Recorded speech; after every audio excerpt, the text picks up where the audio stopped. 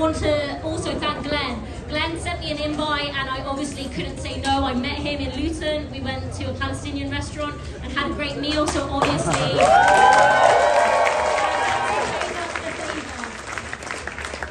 So friends, comrades, we all know that Westminster is broken. And let's just be clear, the problem isn't just with politics. The real crisis is inequality. Just 50 families own more wealth than half of the country. That's not democracy, that's daylight robbery. And when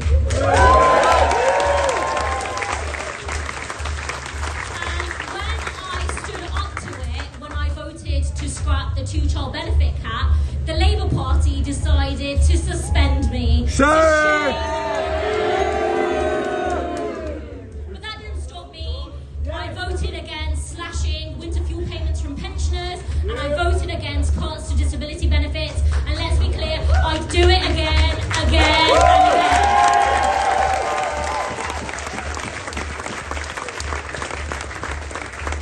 Because I, unlike some of my parliamentary colleagues, don't work for the elite. I don't work for the billionaires. I work for you, for ordinary people across the country, including in my constituency in Coventry South. But what do we have instead? We have a government that is complicit in genocide. They are literally sending arms to fuel a genocide that is massacring people in Gaza on a daily basis, and we are witnessing that in real time on our phones. David Lammy, Keir Starmer, and the rest of them belong in The Hague. That's where they should be.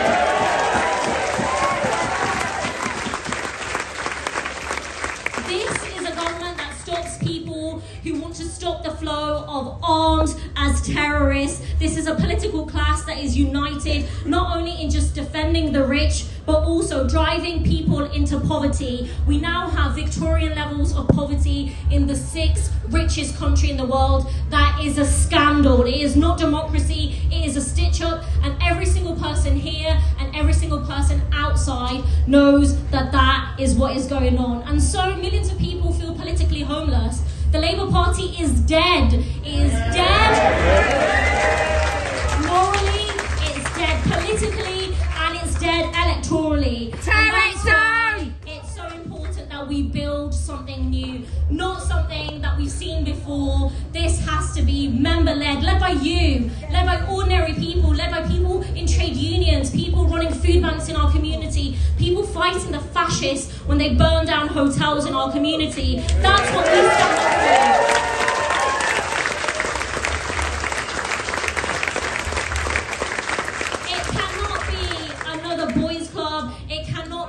Just for MPs only, it has to represent everyone that we want to speak for. It is a party that takes on the far right, the Nigel Farages, the Tommy Robinsons of this world. It challenges the billionaires and their corporate interests, and it puts people, not profit, first. It's for justice, not war. It's for democracy in action, not this stitch-up bullshit that we are sick to death of.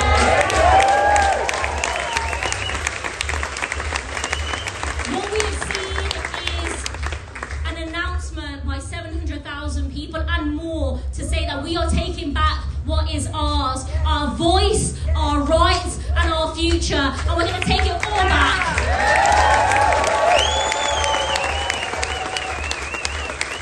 And we all know that in Westminster there's so many parties that are run for the billionaire class.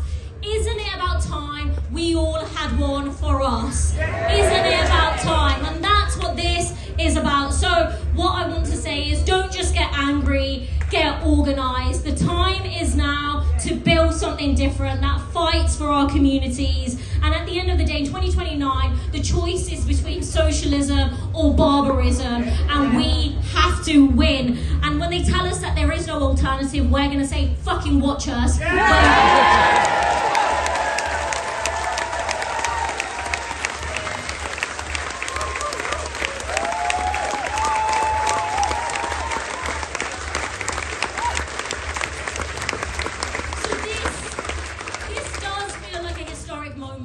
This feels like we're on the verge of something special, a movement, a party, a chance to change politics forever. And this is our moment. So I urge all of you who haven't already signed up, please go to yourparty.uk and sign up. We have a conference that will be organised for the autumn. We need you all there. This can't be something that is just for MPs and just for a few people who always get organised, who always come to our meetings, who always talk for 20 minutes and we don't really know what they've said. This is about something new, different, and it's for all of us. So thank you so much in solidarity.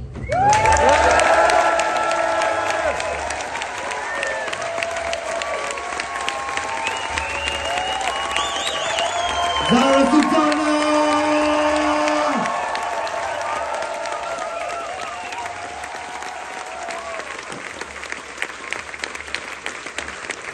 We have quantity of people that have signed up. So I just wanted to ask firstly, were you surprised by the outpouring of support that came? Because what is it now? 750,000 people have signed up, which is historic, as you said in your speech.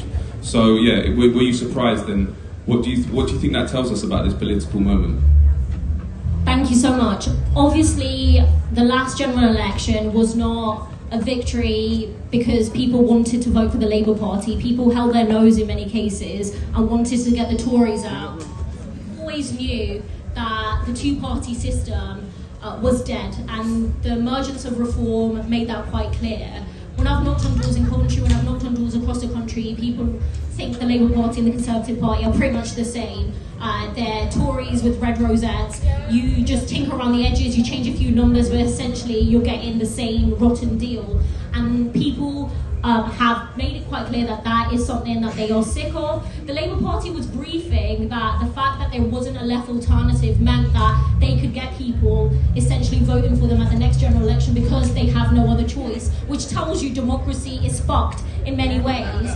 And in terms of my own journey to get here, the question of me leaving the Labour Party was a matter of when, not if. This is not the Labour Party many of us have grown up supporting. This is not the Labour Party that the trade unions founded. This is a Labour Party that is obsessed with freebies, with corporate giveaways, with working in the interest of the super rich. It is not a party that is fighting for the working class. It is a party that has cut disability benefits. It has taken away winter fuel payments. It has trashed its record when it comes to LGBT liberation, especially on trans rights. It is selling arms to a genocidal apartheid state. So this crosses many red lines, and to MPs who are still in the party, if those weren't your red lines, then do you have any? That's the question I ask.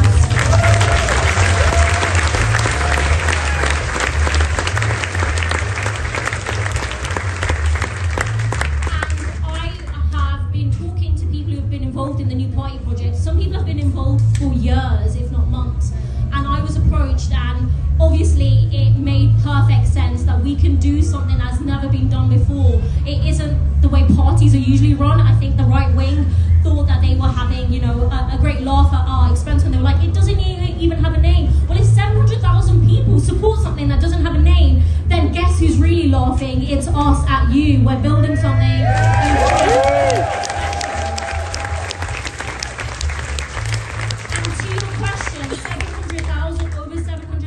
No, I did not think we would get that number. Yes, I thought we'd hit 200,000, 300,000, but we hit 500,000 in about 3 days, which tells you that there is something very special going on, and it is the responsibility of all of us to making sure that it is democratic, it is member-led, it really does change British society forever, and that is a responsibility I take very, very seriously. It was made a major issue, the issue of anti-Semitism during during the Corbyn period when he was leader of the Labour Party, and often it was conflated, anti-Semitism with anti-Zionism. And I think that we're in a different situation now with anti-Zionism being more mainstream. There's less obstacles and people are more open about it, which they should be.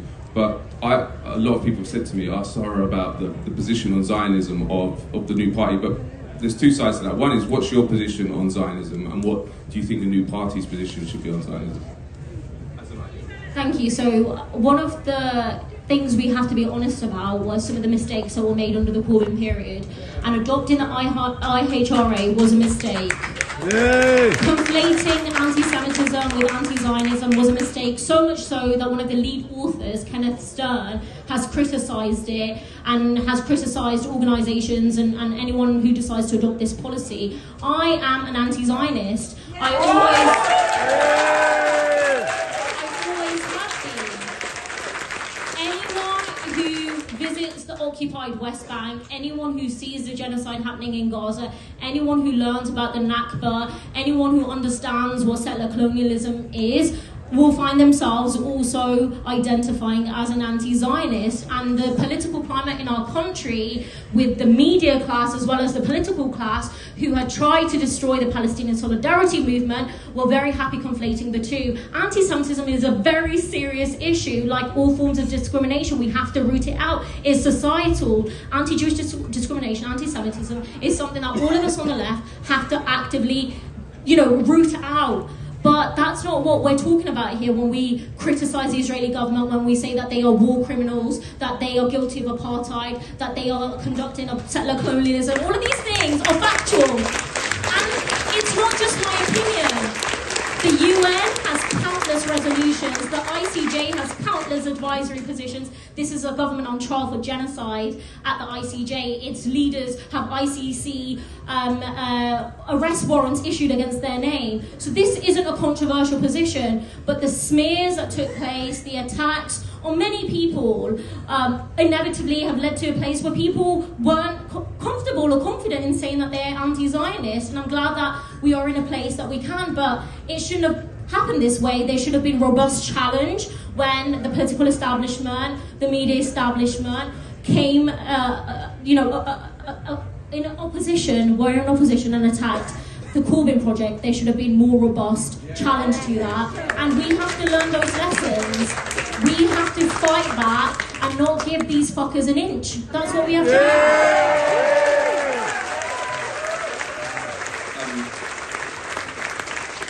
Another question I had, you mentioned that the party needs to be democratic and it needs to be responsive to members, and that was part of the problem with the Corbyn project as well, that it would seem very centralised and hierarchical. How do you ensure that this new party is set up in a democratic manner and it's not the preserve of different coteries or different cabals of people? What's your plan for that? This is a very boring technical answer, but I think it's very important. Right now, we're setting up a conference arrangements committee. That has to be gender balanced, otherwise there's 6 MPs, 5 of them are men, and it's just me fighting for women outnumbered, and I don't think that is a way to move forward. We need to have a gender balanced conference arrangements committee. We need to make sure there's representation from trade unions, from social movements, from marginalised groups, especially disabled people. We need to make sure that our conference is accessible. If we want to engage 700,000 people, and I'm not saying every single one of those will attend, but we want to make sure every single person who wants to can take part either physically at a venue or online. So it has to be a hybrid system. There has to be motions, there has to be debate. It can't just be a rubber stamp activity. And I find that many people who have become very used to the way the Labour Party was run or other organisations need to let go of the kind of machinations of Westminster politics and mainstream politics. This has to be member-led. We need to have one member, one vote. We need to make sure that we really are engaging with all communities that we want to represent. And so the first step is obviously getting a conference, getting the policy, the strategy, even the name sorted, and then also not becoming obsessed with elections. And I think that's an easy trap. If you suddenly think, oh crap, there's local elections in May, what are we doing? But you haven't sorted out the democracy, you haven't sorted out the structures, you haven't rooted out a culture that has leaks and smears and bullying and intimidation. You need to sort those out so we are truly building something different. And then I think you need to have a serious electoral strategy, but a campaigning strategy as well. We need to be present in communities, fighting the fascists when they come to our streets. We need to be organising in food banks. We need to be organising in so many different ways, picket lines, NHS, demos and so forth. We have to be present and included in the Palestinian solidarity movement, which again, with the prescribing of Palestine Action, keeps coming under attack because they are so scared of the power of this movement and what it represents. I saw saw people on Twitter who were like, oh my God, I can't believe you haven't spoken to legacy media, because I don't want to. If we're building something, we need to make sure it's right, so why would I go to bad faith actors who are going to spin drama, psychodrama, division and all of this? It's completely unnecessary. So I've spoken to Navarra, I've done some work with the New Left Review, I'm here. I'm very selective because I don't need to give them my energy and my time. They're going to run stories regardless, but we can choose who we speak to.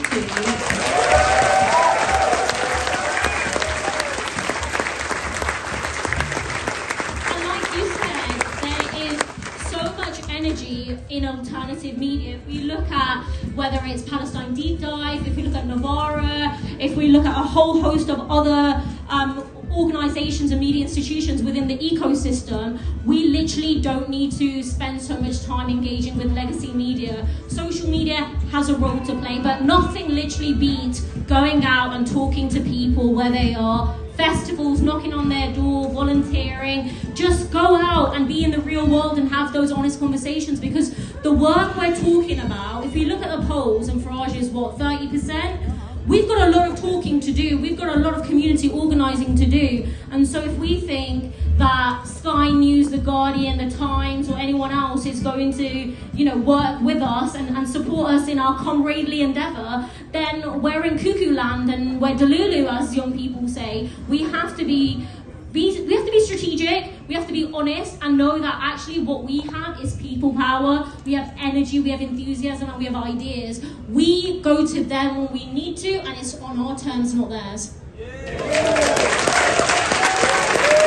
I'll put it out to the floor in a second, but I just wanted to ask one question about when did you know you were going to leave the Labour Party? Because you said in your speech, you said, it wasn't a matter of when, if, it was when.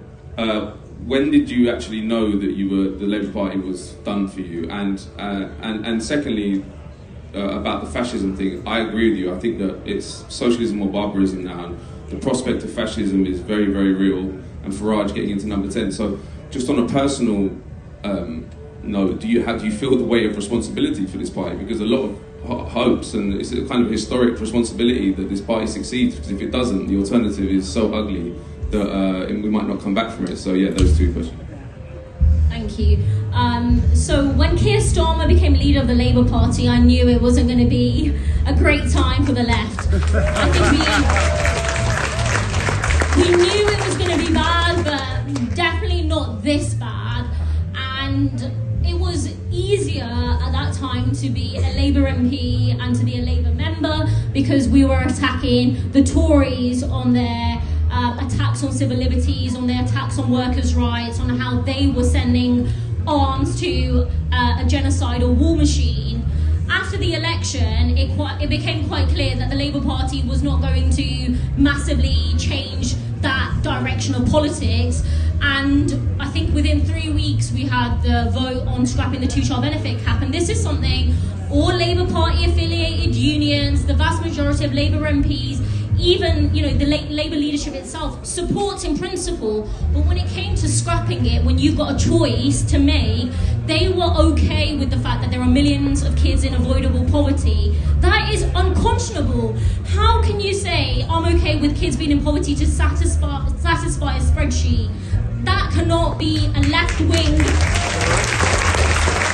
perspective.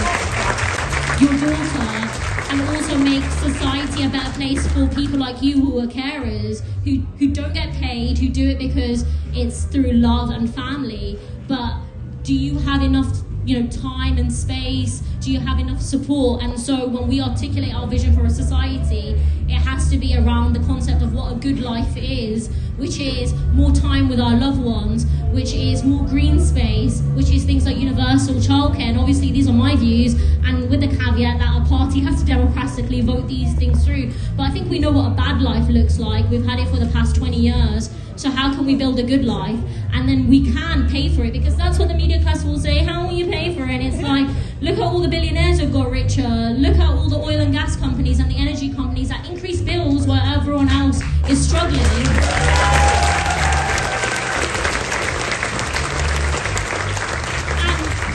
And what I've seen in Westminster for the past 6 years that I've been there is it's so easy to change things if you want to. It's the political will that is missing. During COVID, we saw the decisions that were made. Some of them were terrible, where mates just got COVID contracts and that just happened, and we're supposed to forget all of that fraud and corruption that took place. But when it comes to working class people and it comes to benefits, it's the 0.001% of benefit fraud that we're meant to focus on, not the levels of corporate greed and corruption that are going on. And I think it's so important that we address those issues.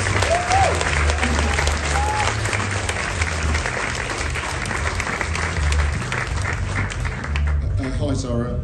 I wanted to say, I think we're living in times where we've got time. Could you come up to the Palestine Solidarity store and have a little photo at the end? The second one is easy peasy, yes.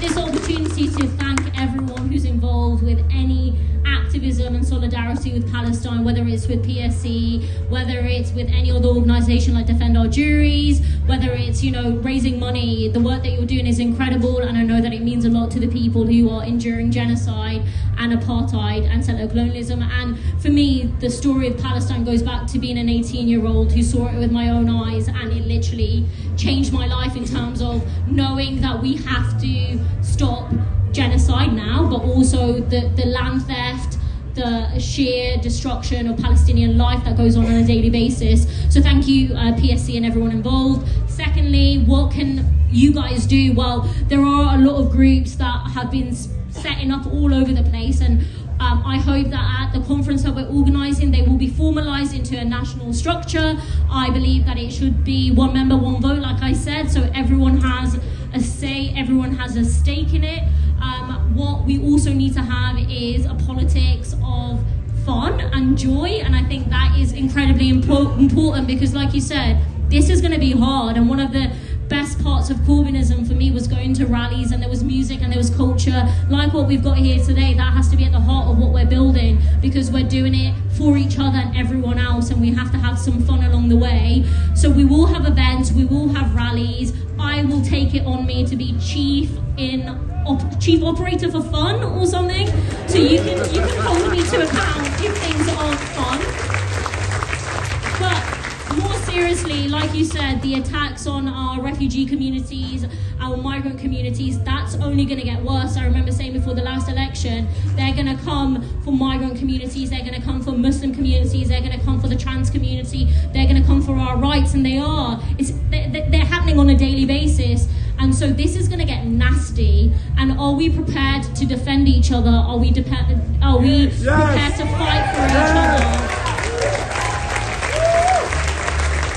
Are we going to do everything to win? And that's what's so important, that this fight, like Matt said, is so important, because otherwise Nigel Farage is Prime Minister. The stakes couldn't be higher. And we've seen what's happened in the US, we've seen what's happened across Europe. That can't be us. That's frightening perspective. And I guess the question that you also asked about kind of the way I see it, I'm frightened by that. And so the responsibility, I feel, is incredible, in the sense that I have a platform that I'm really lucky to have. I'm really privileged to be an MP in this moment.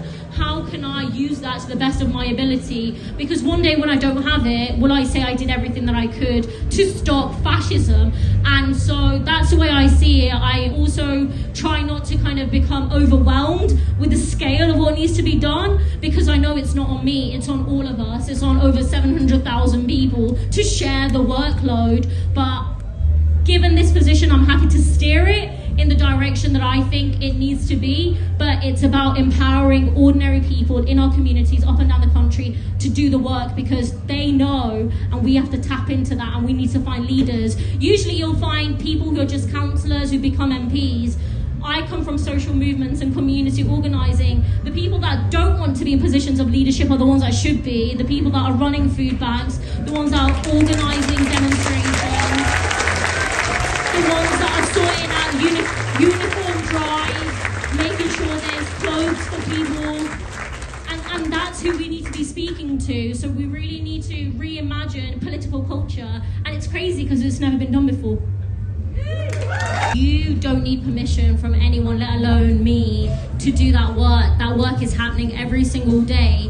and the role of the party should be to support, amplify and empower people with strategies, tactics, how to campaign, how to organise, and that has to be integral in terms of training and mentoring and identifying leaders. I think we have to tap into community organising models that work in every other context and bring it into a political party. I have experience of being a community organiser for the Labour Party. I also know the limitations of that. So it can't be a unit of the party. It has to be integral to the way we see things, the way that we conduct meetings, making sure everyone is heard. How are we campaigning? Are we identifying the best local campaigns for a particular area? Or are we just imposing what works in London or what works in Birmingham or what works in Coventry? And I think we have to basically empower local people and local groups to do that work.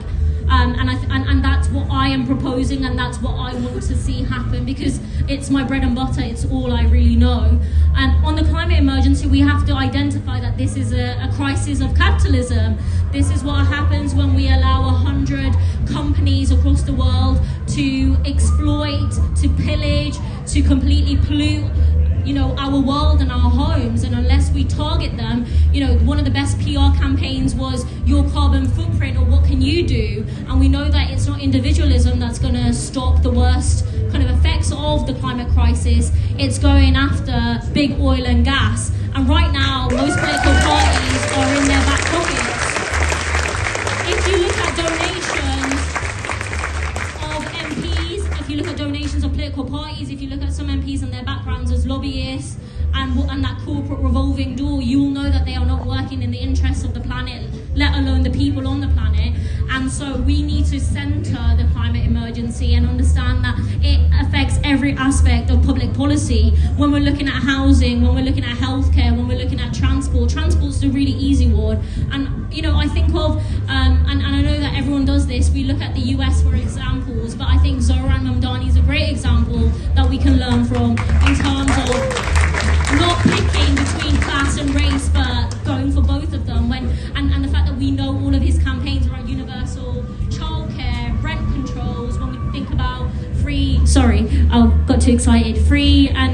public transport. Imagine if you could just get on a bus and not worry about paying for it because it was funded through general taxation, because we're going to stop forever wars.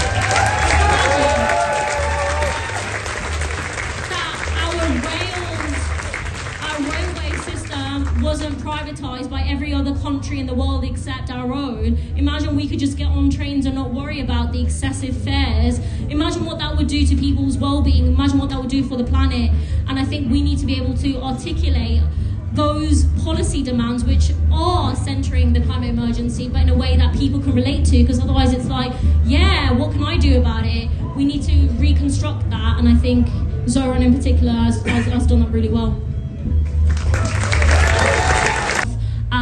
Not working. So how do we make sure that we're taxing those guys? I think the fact that exactly, we need to tax wealth more, not work. Thank you so much. That's exactly what I'm talking about. We also need to be looking at wages, right? So at the moment, we currently have an economy where employers get away with paying people badly because they know the state will subsidise that through universal credit. How can we get a better economy that pays people, that they can pay their bills with, that they don't have to work 2 jobs? How can we tax the rich to be able to fund that? Oil and gas we can look at and tax. I think there has to be other policies. The Labour Party has been very, very reluctant to look at any of these in great depth because they are in the pockets of the super rich, and that is deeply shameful. How can we look at different avenues of wealth? And I think there are those that we can be looking at, especially around wealth taxes. In terms of what did you ask anything else? Sorry, I've lost my track of thought. I think land value tax has to be looked at, and I think there's enough work that's been done on the left by left economists around land value tax that we also need to be looking at. But again, I can have all of these ideas. If you get involved and pass the policy, then that's the policy of the party. I obviously subscribe to all of these things. I've been talking about wealth taxes in Parliament.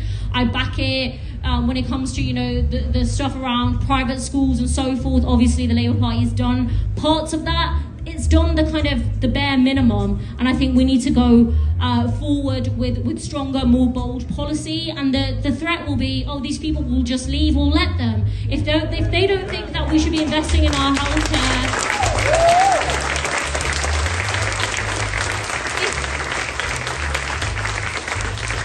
If they don't think that they should be paying their fair share to fund our NHS, council houses, our schools, our transport system, then please, by all means, leave. We don't need that kind of political approach where we kind of appease the super rich just in case they leave. We need to tend to the needs of the majority of people. To look at land value tax and so forth. Yeah.